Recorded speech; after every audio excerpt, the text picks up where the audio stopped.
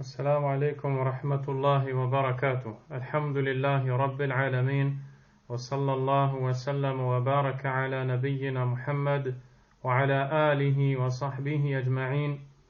أشهد أن لا إله إلا الله وحده لا شريك له وأشهد أن محمدا عبد الله ورسوله صلى الله عليه وسلم. أما بعد.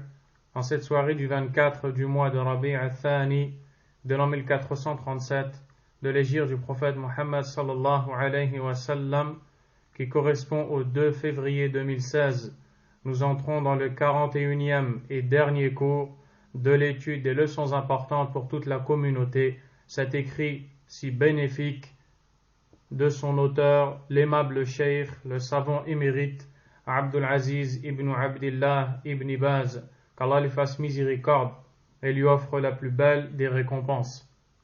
Nous sommes dans la 18e et dernière leçon de cet écrit, celle relative aux règles des funérailles. Et nous sommes dans le 12e et dernier point, où le cheikh Abdul Aziz rahimahullah nous dit: il est autorisé aux hommes de visiter les cimetières de temps à autre pour invoquer en faveur du mort, pour implorer la miséricorde d'Allah et se rappeler l'au-delà.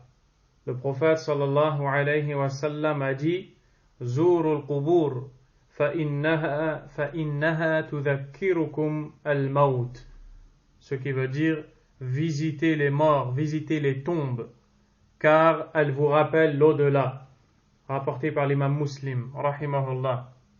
Cheikh nous dit: le prophète sallallahu alayhi wa sallam a également appris aux compagnons, quand ils rendaient visite aux morts, de dire, c'est donc l'invocation que l'on dit lors de la visite des cimetières: Assalamu alaykum ahla diyari min al-mu'minina wal-muslimin wa inna insha'allahu bikum lahiqun nas'alullaha lana wa lakum al-afiyah yarhamullahu al-mustaqdimina minna wal-mustakhirin. Que le salut soit sur vous, habitants de ces demeures, croyants et musulmans. Bientôt, si Allah le veut, nous vous rejoindrons. Nous implorons Allah de vous accorder et à nous aussi le salut, qu'Allah soit miséricordieux envers les premiers et les derniers d'entre nous. Les premiers et les derniers, il s'agit ici de ceux qui sont enterrés, qui sont considérés comme les premiers, puisqu'ils ont devancé ceux qui sont encore en vie, et les derniers sont ceux qui les rejoindront. Cheikh Ibn Baz rahimahullah continue: les femmes quant à elles ne sont pas autorisées à visiter les cimetières, car le prophète sallallahu alayhi wa sallam a maudit les femmes qui visitent les cimetières, et parce qu'on craint pour elles le polythéisme, la fitna, le fait de tomber dans la tentation, et le manque de patience. De même, il leur est interdit d'accompagner le convoi funèbre jusqu'au cimetière, car le prophète sallallahu alayhi wa sallam leur a interdit cela. Cependant, elles sont autorisées à accomplir la prière mortuaire dans la mosquée ou dans un lieu de prière comme les hommes. Cheikh Ibn Baz rahimahullah ta'ala termine cet écrit avec cette 12e et dernière question de la 18e leçon relative à la visite des tombes. Il nous fait part de cette information, le fait que la visite des tombes est prescrite et légiférée et qu'elle a pour but de rappeler l'au-delà. Elle est légiférée aux hommes. Et cette visite dont a parlé le cheikh rahimahullah est celle que l'on appelle az-ziyaratu shar'iyya, c'est-à-dire la visite légiférée. On l'appelle comme ça car elle est en conformité avec la sunna du prophète Mohammed sallallahu alayhi wa sallam. Aussi, car le mort qui est visité dans sa tombe va en tirer profit, de même que le vivant visiteur lui aussi tire profit de sa propre visite. Cheikh Abd al-Razzaq al-Badr, hafidahullah, nous a souligné 3 points qui sont 3 choses dont va tirer profit celui qui visite les tombes. La première est ce qu'a dit le prophète sallallahu alayhi wa sallam: tudhakkirukum al-maut ou tudhakkiru al-maut. les tombes vous rappellent la mort. Et quand le musulman se souvient de la mort, l'insouciance qui s'est emparée de son cœur se dissipe et elle laisse place au rappel qui engendrera la préparation pour la rencontre d'Allah tabaraka wa ta'ala. Et certes, si la plupart des gens sont insouciants, c'est bien parce qu'ils ont oublié qu'il viendra un temps, un moment, peut-être que cela leur viendra subitement, où leur âme se séparera de leur corps et ils se retrouveront morts, seuls, face à leurs bonnes actions et à leurs péchés. Et c'est pour cela que le prophète sallallahu alayhi wa sallam nous enjoint de visiter les tombes, dans le but de se souvenir de tout cela et d'être prêt à la rencontre d'Allah tabaraka wa ta'ala. Deuxièmement, la visite en soi est une sunna et le suivi de la sunna est récompensé. Troisièmement, le fait d'être bienfaisant à l'égard du défunt, car lorsque on lui rend visite et on invoque Allah subhanahu wa ta'ala pour lui et en sa faveur, si Allah exauce tabaraka wa ta'ala, certes le défunt dans sa tombe va tirer grandement profit de cette invocation qui ne nous coûtait rien. Quant au défunt lui-même, il tire profit de la visite, car comme nous l'avons dit, lorsque on lui rend visite et on invoque Allah pour lui, peut-être qu'Allah subhanahu wa ta'ala exaucera et donc lui pardonnera. S'il est châtié, peut-être qu'Allah tabaraka wa ta'ala va alléger ce châtiment. Et donc il tirera forcément profit, insha'Allah ta'ala, de cette visite et de ces invocations. Le Cheikh Abdul Razzaq al-Badr, hafidhahullah, a dit, quant à la visite des tombes, ayant pour but de solliciter les morts, d'implorer leur secours, de leur demander ce dont on a besoin, c'est une visite qui est non seulement illicite, interdite, mais pire encore, elle ne profite en rien aux défunts et nuit gravement aux visiteurs le vivant, car elle relève du polythéisme, de l'association Ash-Shirku Billah. Et d'ailleurs, Ash-Shirk ibn Baz, rahimahullah ta'ala, a soulevé ce point et a dit, quant au fait de visiter les tombes, dans le but d'en invoquer les défunts, ou de se recueillir pour les solliciter et leur demander la guérison de la maladie et toutes ces choses-là, ces actes sont des innovations qui ne sont pas légiférées par Allah ni par son prophète sallallahu alayhi wa sallam et qui n'ont jamais été faits par les salaf salih, les pieux prédécesseurs.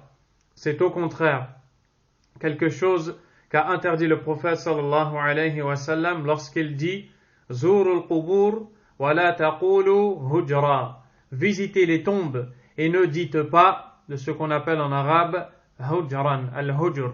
Et ce terme en arabe désigne beaucoup de choses, parmi lesquelles les innovations qui sont faites lors de la visite des tombes, comme la sollicitation du mort et toutes les choses en ce sens. Donc, toutes ces visites sont des innovations, mais elles sont différentes dans leur gravité, car certaines d'entre elles sont non seulement des innovations, mais en plus de cela, elles relèvent du shirk, wal-'iyadhu billah, du polythéisme, comme le fait de solliciter le mort, de lui demander ce dont on a besoin, wal-'iyadhu billah. Et il y a d'autres formes de visites qui sont interdites. Mais la visite licite, prescrite, légiférée, agréée par Allah, est celle qui a pour but ce que vous avez entendu précédemment. Al-Sheikh Ibn Baz rahimahullah nous dit que le prophète sallallahu alayhi wa sallam a enseigné à ses compagnons cette invocation qui doit être prononcée lors de la visite des tombes et dont on a entendu la traduction. Cette invocation qui est d'ailleurs rapportée par l'imam Muslim rahimahullah ta'ala. Cheikh Abdul Razzaq dit, quant au fait de se recueillir devant les tombes pour y réciter la sourate Al-Fatiha ou d'autres chapitres du Coran, cet acte n'a pas de fondement dans la législation d'Allah. C'est plutôt une innovation. Et celui qui agit ainsi a innové dans la religion d'Allah. Et malgré cela, tu trouves que beaucoup de gens agissent ainsi. Il y a même des gens qui se tiennent prêts devant les tombes à aller dans les tombes des morts dans le cas où les familles des défunts enterrés les familles des défunts enterrés viennent rendre visite aux défunts. Tu vois ces personnes se lever, se précipiter, réciter des versets qu'ils ont appris par cœur et dont ils ne comprennent ni l'essence ni l'explication, mais simplement pour après demander aux familles des défunts de leur faire des dons, de leur donner des aumônes. Wal'iyadu billah. Et ceci est très grave et interdit.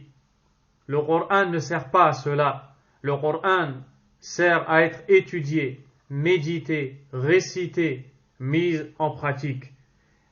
Cheikh Ibn Baz rahimahullah relève une dernière question, celle de la visite des femmes, où il nous apprend que les femmes n'ont pas le droit de visiter les tombes, car le prophète sallallahu alayhi wa sallam l'a interdit. Le récit est rapporté par l'imam Ahmad, et dans celui-ci, on y voit que le prophète sallallahu alayhi wa sallam a dit « La'anallahu zawwaratil qubur » qu'Allah maudisse celles qui visitent les tombes.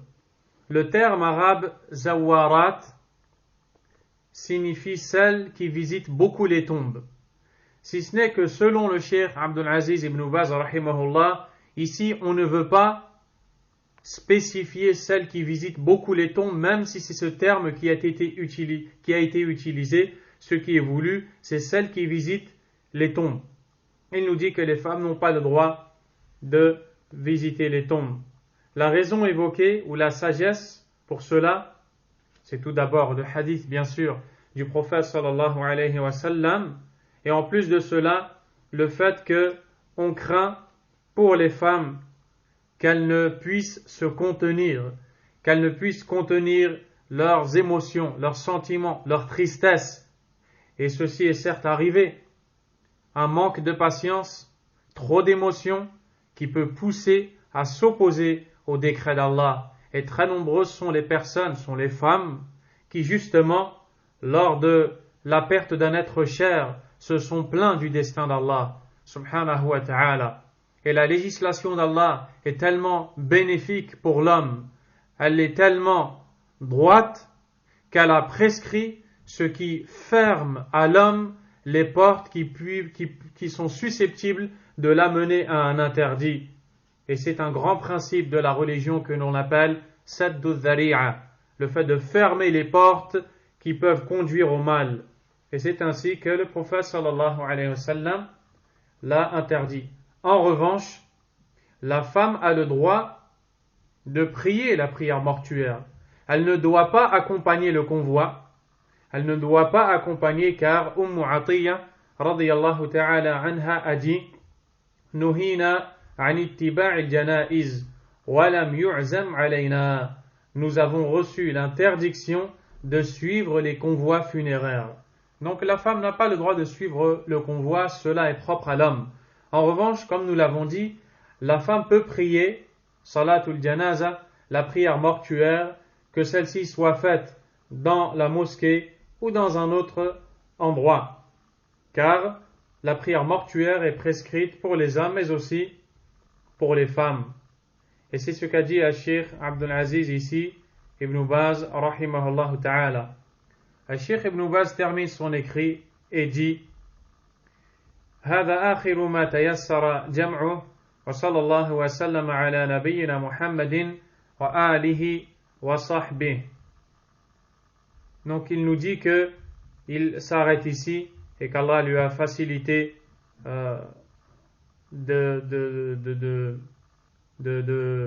qu'Allah tabaraka wa ta'ala lui a facilité cet écrit et il a prié sur le prophète Mohammed sallallahu alayhi wa sallam. Et c'est ainsi que s'achève l'étude des leçons importantes pour toute la communauté du noble cheikh Abdul Aziz ibn Abdillah ibn Baz rahimahullahu ta'ala.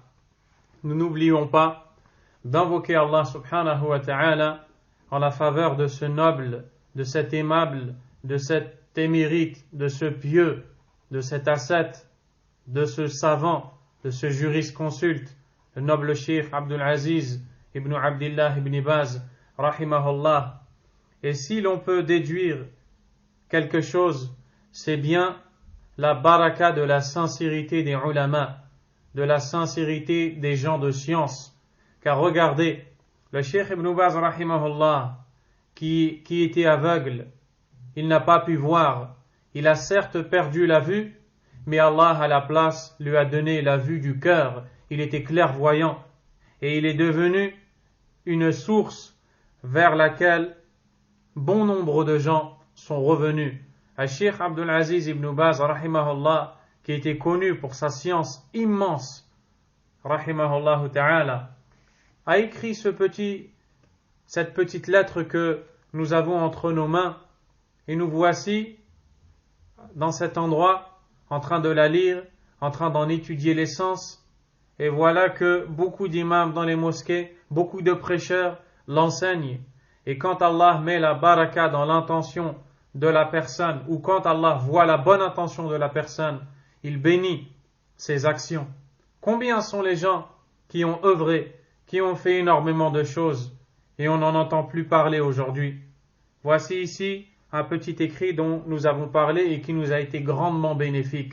Nous implorons donc Allah de récompenser le Cheikh Ibn Baz, rahimahullah, de lui pardonner ses fautes, de le faire entrer au paradis, lui et tous ses confrères, les savants de la Sunna, qu'Allah leur fasse miséricorde, comme le Cheikh Muhammad ibn Salih al-Uthaymin, comme le Cheikh Muqbil ibn Hadi al-Wadi'i, ou alors le Cheikh Muhammad Nasiruddin al-Albani, le Cheikh Muhammad Aman al-Jami, le Cheikh Ahmad ibn Yahya al-Najmi, le Cheikh Zayd al-Madkhali et tous les savants défunts.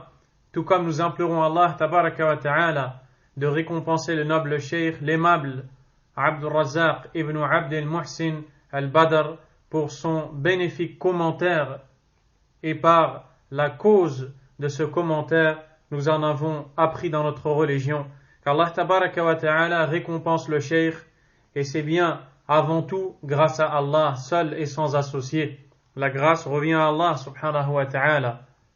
Puis, après Allah, à son prophète sallallahu alayhi wa sallam, car il est notre imam, celui qui nous a tout enseigné. Et enfin, nous remercions les frères qui ont écouté, ceux qui ont suivi ce cours. Jazakumullahu khayran. Wallahu tabaraka wa ta'ala a'lam. Wa sallallahu wa sallam wa baraka ala nabiyyina Muhammad wa ala alihi wa ashabihi ajma'in. Subhanakallahumma wa bihamdik. Ashhadu an la ilaha illa ant. Astaghfiruka wa atubu ilayk.